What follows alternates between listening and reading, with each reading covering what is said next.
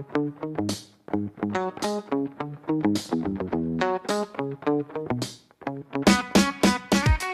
you ever stopped and wondered, is there really a difference between saying I like swimming and I like to swim?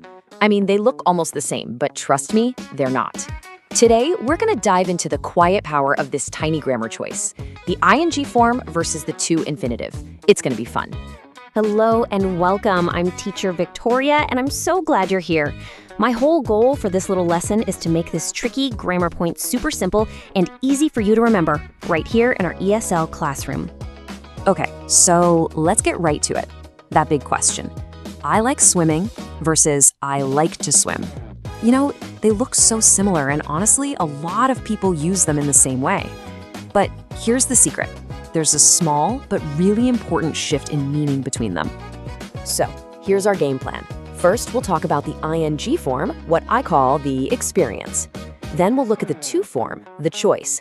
After that, we'll put them side by side to really see the contrast, cover one super important exception, and then finish up with a little bit of practice. Ready? Let's go. All right, first up, the ing experience. When you see this form, I want you to think about one thing, the feeling, the pure enjoyment of an activity. The main idea here is that using ing is all about the experience itself. You're talking about the general feeling of pleasure, how much you enjoy the activity as a whole. It's from the heart, you know? For instance, if you say, I like swimming, it means you love the feeling of being in the water, the whole experience. She likes cooking means the act, the process of making food brings her joy. And they like traveling, well, they get so much happiness from the whole adventure of seeing new places. You see the pattern? It's all about that good feeling. Okay, now let's flip the coin and look at the other side, the to choice.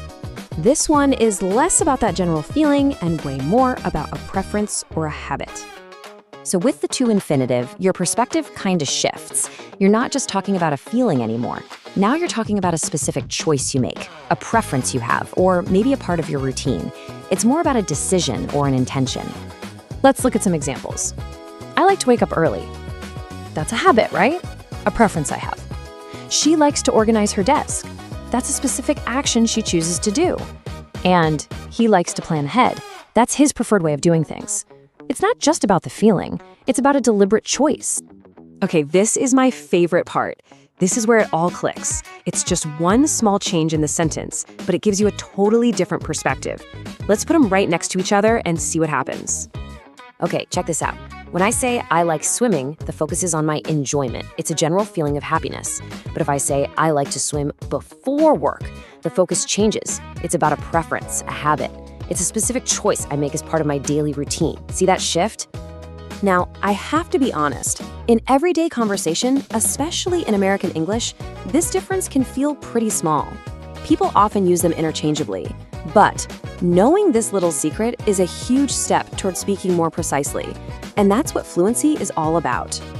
The verb hate shows this difference perfectly. If I say, I hate waiting, I mean, I really dislike the general experience of waiting. Ugh, it's the worst. But if I say, I hate to interrupt you, I'm not talking about a general feeling at all.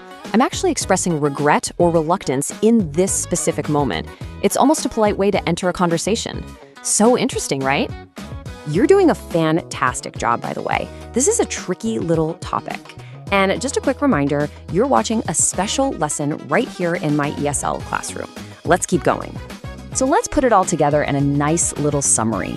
Like doing, that's about enjoyment and experience. Like to do is about a choice or preference. Hate doing is disliking the whole experience, and hate to do is about regret in a specific moment. This is a great one to take a screenshot of for your notes. Okay, now it's time for one very important exception to the pattern, and that's the verb enjoy.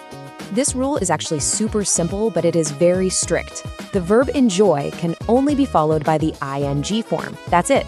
So you can say, I enjoy reading, but you can never say, I enjoy to read. That second one is always incorrect. It's what we call a fixed verb pattern, so you just have to remember it. All right, that's enough of me talking. We've covered the theory. Now it's your turn to really put this into practice and feel that difference for yourself. Okay, I want you to actually say these two sentences out loud, wherever you are. Ready? First one. Do you like studying at night? Think about it. This is asking about the general experience. Now say the second one. Do you like to study early in the morning? This one's asking about your preference, your chosen routine. Can you feel that tiny shift in perspective? And that right there is the big takeaway for today. Grammar is so much more than just a boring set of rules about how to build a sentence. It's a powerful tool that lets you show your true perspective, your feelings, and your intentions much more clearly. So I want you to remember this little phrase: a small change in structure leads to a quiet shift in meaning. And knowing that is what leads to stronger, more natural fluency in English. And that's a wrap. Thank you so much for joining me in the classroom today. I really hope this explainer helped to make things clearer. If you have any questions at all, please feel free to drop me a message. Keep up the great work, keep practicing, and I'll see you next time.